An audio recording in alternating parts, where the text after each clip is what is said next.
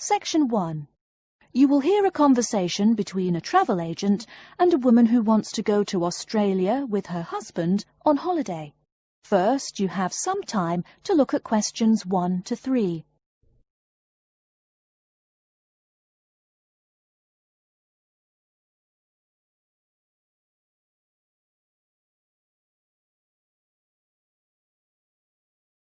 You will see that there is an example which has been done for you. On this occasion only, the conversation relating to this will be played first. Good morning. I've been looking at your holidays to Australia in your brochure. I'm thinking of going during the second half of next month. Good morning. As you can see from our brochure, we offer a wide variety of packages to various destinations in Australia. Is there anything in particular that interests you?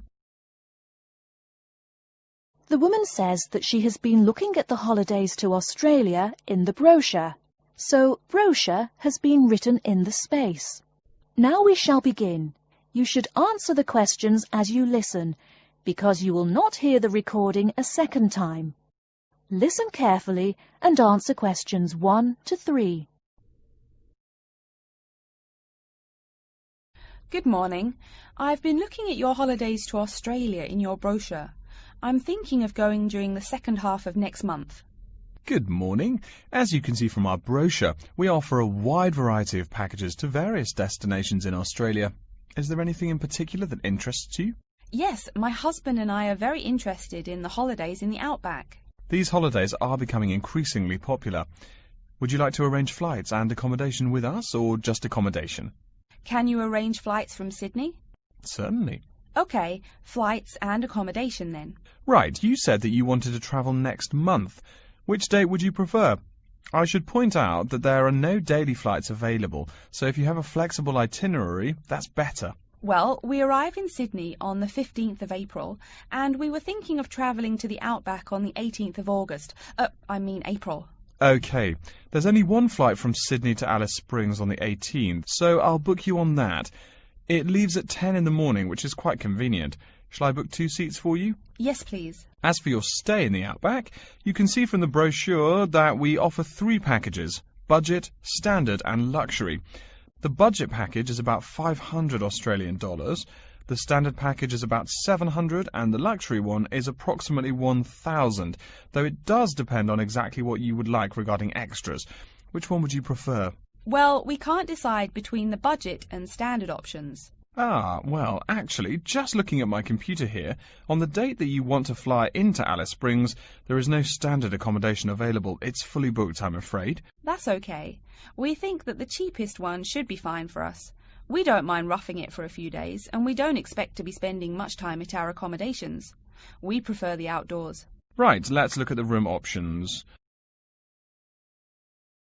Before you hear the rest of the conversation, you have some time to look at questions 4 to 10.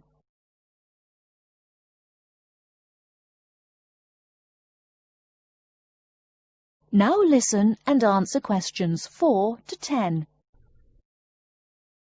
First of all, would you prefer a non-smoking room? Yes, neither of us smokes. OK. Oh, before I forget, could you book everything in my husband's name, please? Yes, of course. Are you paying by credit card? Yes. In that case, I'll need your husband's name exactly as it appears on the card. Of course, it's John A. Smythe. That's Smythe with a Y. John, middle initial A, surname Smythe, S-M-Y-T-H. Is that correct? Correct. Thank you. I'll just check the price. The room will cost $100 a night plus $10 tax, so $110 per night in total. Is that okay? Yes, that's fine. Book us for 3 nights, please. Most of the guests like to participate in some special activities and trips while they are staying in the outback. Is there anything that interests you and your husband? Yes, there are several things we'd like to see and do. We'd definitely like to visit the cultural centre.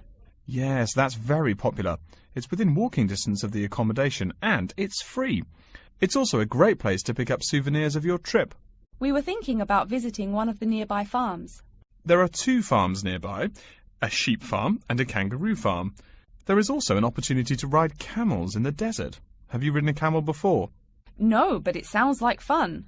Could you give me some more details about the kangaroo farm and the camel ride? Certainly. The kangaroo farm includes information on how the animals are raised, whilst the camel ride provides information on desert flora and fauna. Which would you prefer? You can arrange to see the kangaroos in the wild if you like, rather than on a farm.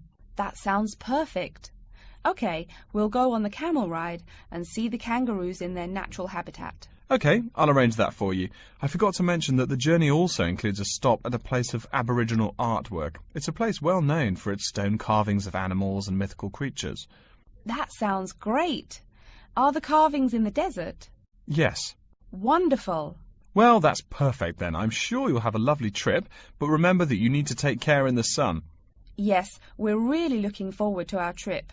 We really want to try to experience the dream time under the stars. Of course. That's what a trip to the outback is really all about. Yes. Now, how about the cost? That is the end of section 1. You now have half a minute to check your answers.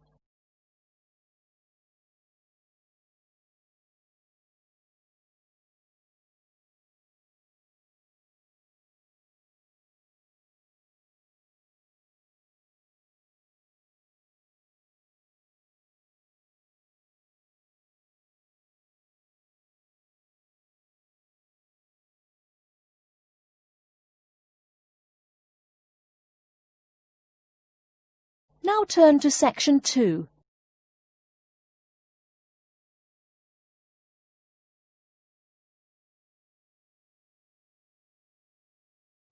Section 2. You'll hear an announcement which is looking for some volunteers. First, you have some time to look at questions 11 to 15.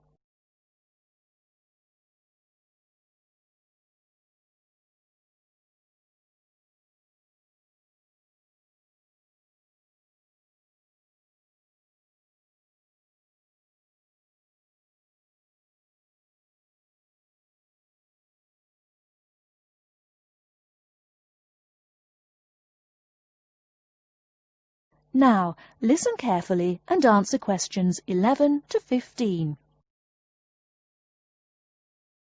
Continuing our broadcast of public service announcements, Worldwide Helpers announces upcoming vacancies for a number of volunteer worker positions. All applicants must meet the following requirements.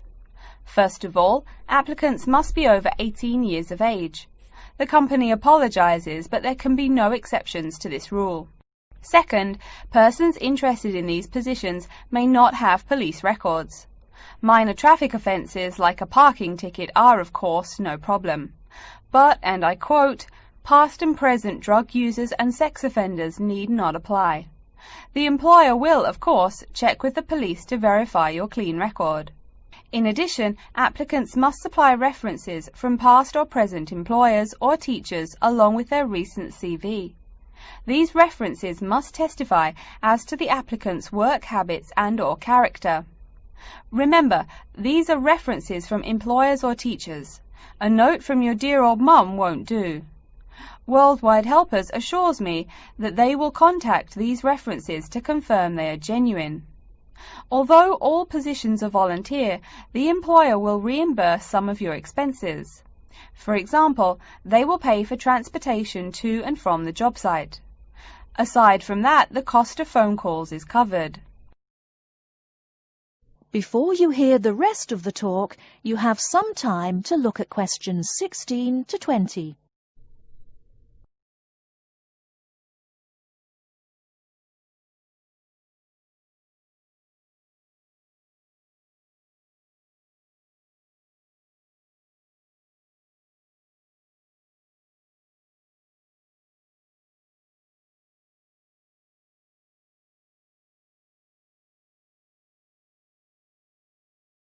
Now listen and answer questions 16 to 20. As for the positions themselves, there are 3 types. The first involves assisting persons confined to wheelchairs. For this position, volunteers must be physically fit and in excellent health. They must be able to lift at least 150 pounds. They should also have a current first aid certificate from the Red Cross.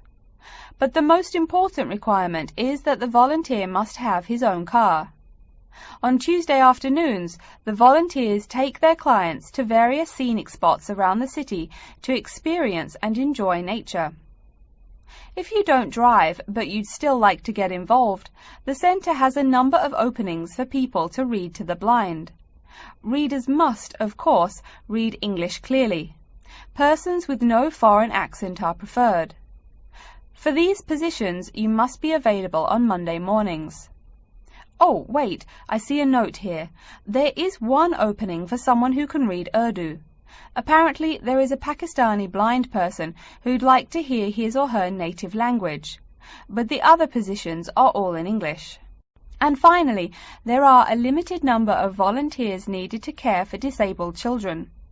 I'm sorry, but the information I've been given does not say how many children or what disabilities they have. In any case, you are needed to care for the children for 1 week in August. Apparently, this will be at the close of the summer holiday. I would guess this involves helping them with the routine chores of daily life. Again, volunteers for this position must know basic first aid, be in good health, and be able to lift up to 75 pounds. All applications for this position have to be submitted no later than Monday, August 8th. Applications may be made either by regular postal service, the snail mail, or by email. The mailing address is Worldwide Helpers, Post Office Box 651, East Surrey, BY8 99C. Please write "Attention Mary Smith" on the envelope. Or you can send email to acrawfor@worldwidehelpers.org.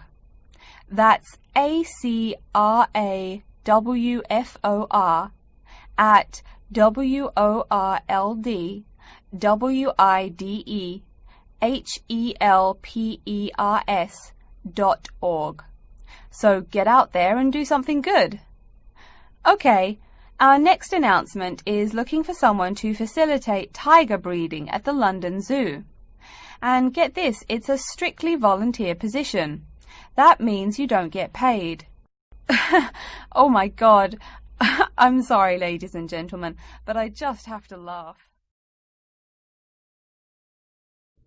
That is the end of section 2.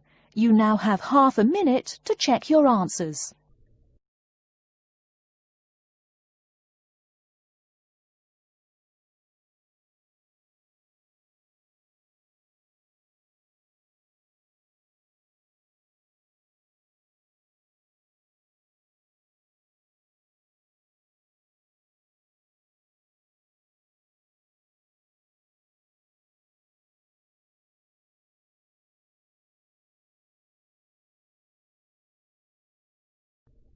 Now turn to section 3.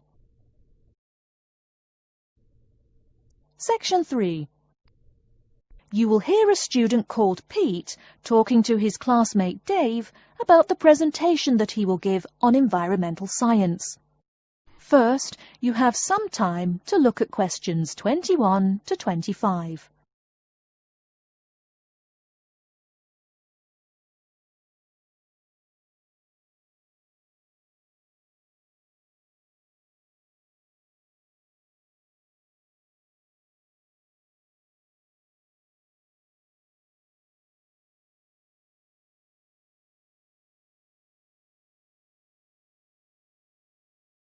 Now listen carefully and answer questions 21 to 25.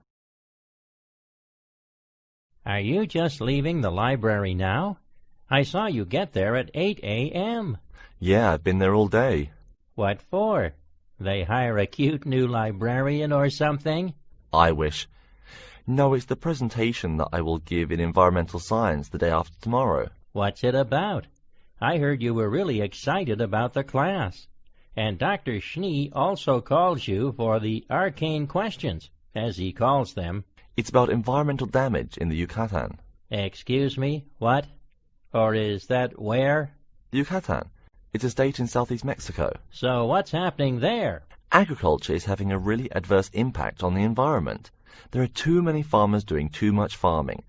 It's really destroying the forests and ruining the soil. Deforestation is a major problem there now. How did you learn about this? I don't recall Dr. Schnee saying anything about it in lecture. Yes, but my brother went there last month. You know, to look at the old cities like the Maya Indians built. That's what first got me interested. Your brother Tom? No, Dick, Harry's twin. Anyway, he told me how few trees there were now, and how much empty ground that grows almost nothing. He said the place looked more like the desert than jungle in some parts. It brought environmental damage, so I started looking for materials in the library. Here, look at this magazine. What's in it? It's an old issue of National Geographic. It includes interviews with tourists who have been there in the past few years. It's pretty bad. See the photos? I see the photos, but one or two photos don't prove anything. Then read what the article says. Right there. The first thing it points out is how soil samples show it's hard for anything to grow there. It says how an area of 21,000 square kilometers has lost most of its forest in the past 10 years. See, there are graphs. As the number of farmers increases, the acres of forest have decreased. It's an inverse relation. Before you hear the rest of the talk, you have some time to look at questions 26 to 30.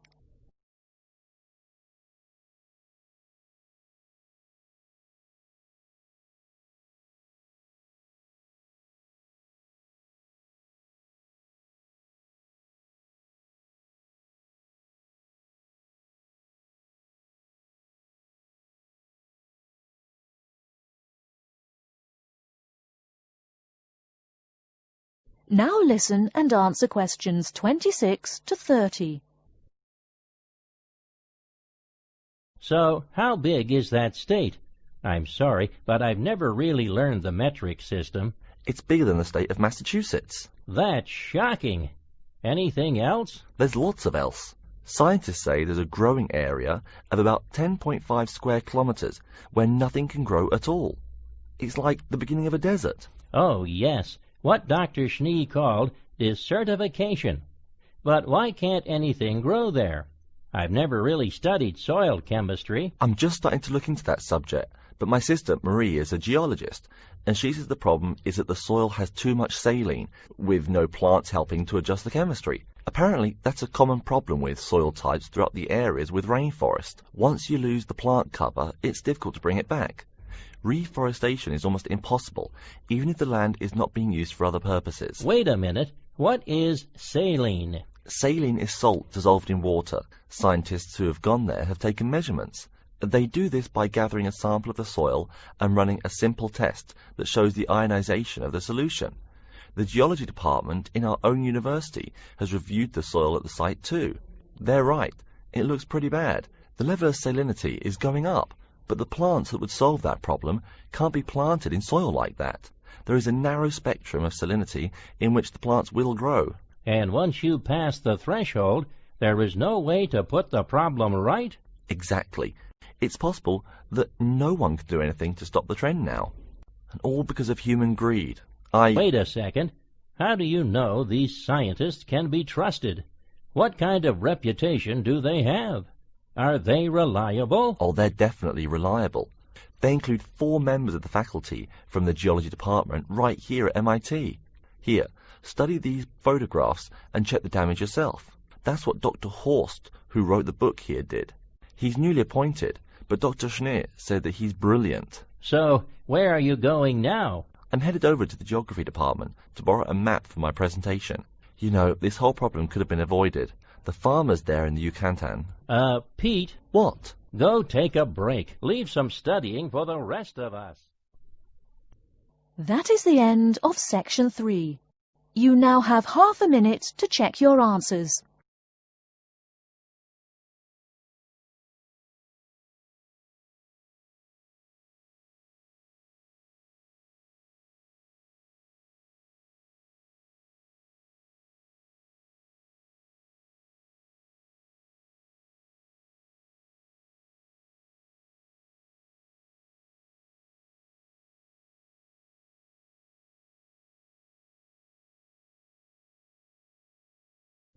Now turn to section 4. Section 4. You will hear a lecture's introduction to Insect Biology 101. First, you have some time to look at questions 31 to 40.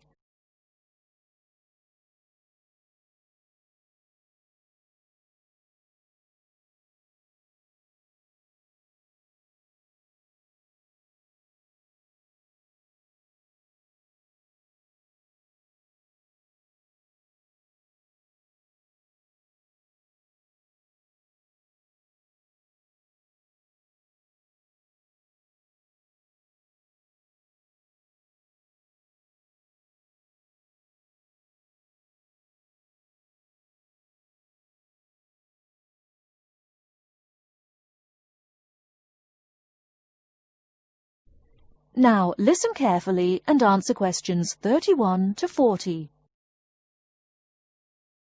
Good afternoon and welcome to Insect Biology 101. I'd like to begin this course with a few remarks about good insects and bad ones. Bugs are all around us, and that's both a benefit and an annoyance, sometimes maybe even serious harm. First, let's talk about the good things that insects do for us. Probably the most important insect for humans, and maybe for all other life, is the bee. Bees help plants in the process of pollination, and thus are necessary to most flowers and fruit-producing trees. That is, they carry pollen from male flowers to female. If it weren't for bees, we'd have very few food plants and no fruit either. In fact, there would be no we. No less a thinker than Albert Einstein pointed out that, without bees, humanity would be dead within a year or less. We'd starve. It's that simple. That should maybe make us just a little humble. A little less dramatic is the fact that bees also make the honey we eat. Moreover, they produce beeswax, which is useful in candles and is also used as a first-rate furniture polish. Sure, these may not be vital to our lives, but they can serve as reminders of how important bees are. That's a point I keep coming back to in this course. Though, in all fairness, I should point out that butterflies aid in pollination as well as bees. Now, here in Michigan, what's the worst part of summer? Yep, that's right, mosquitoes. But I'm talking about helpful insects, right? So let's look at the dragonfly first. If there were no dragonflies, there would be even more mosquitoes. Dragonflies mainly eat mosquitoes and also a few other insects. Yes, that's right. They don't just fly around, and they also help to eliminate harmful insects. So the next time you see a dragonfly, don't you dare kill it. Now, let's talk a little about those harmful insects. Take the mosquitoes I just mentioned as an example.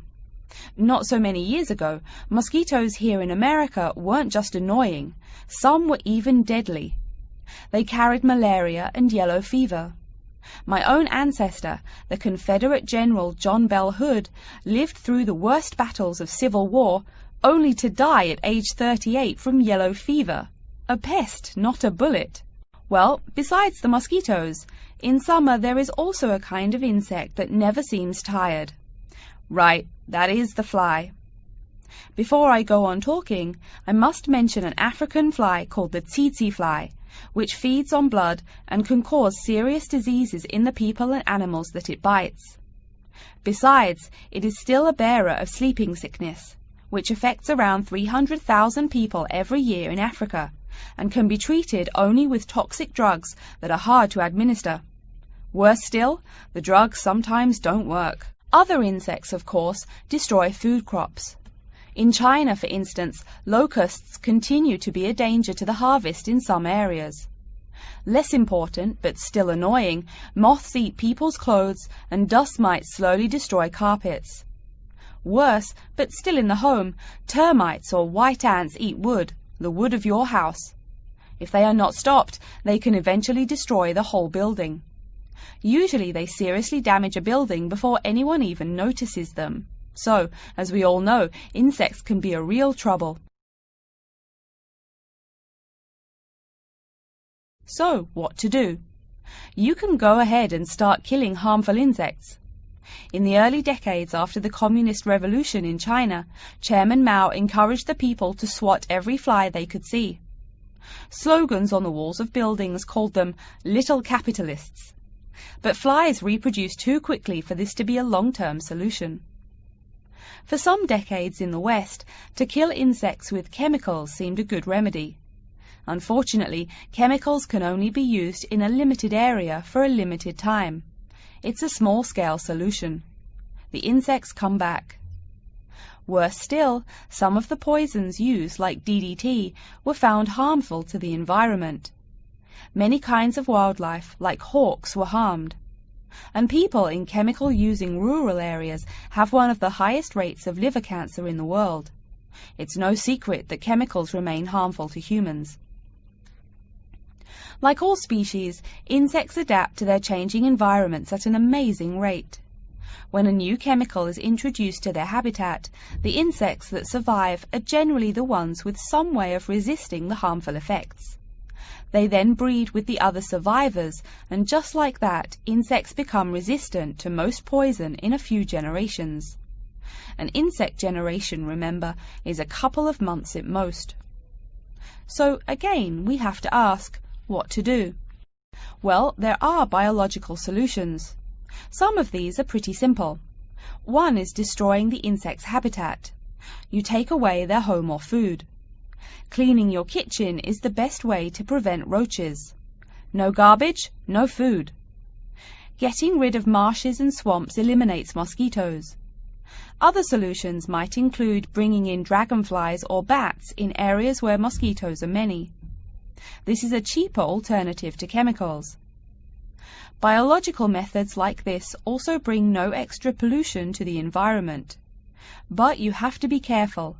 If you change the environment too much, you might be hurting other forms of life accidentally.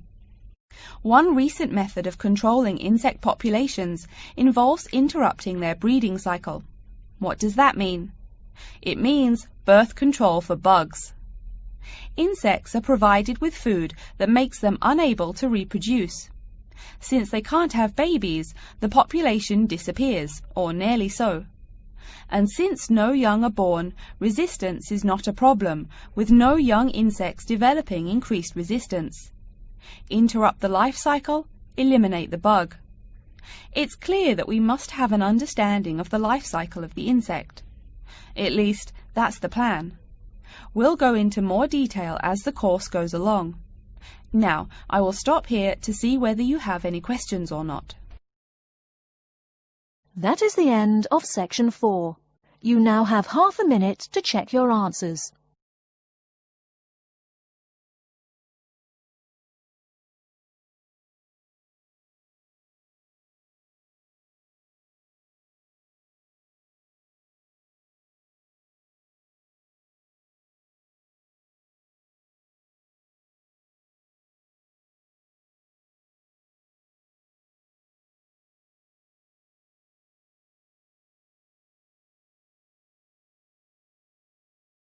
That is the end of the listening test.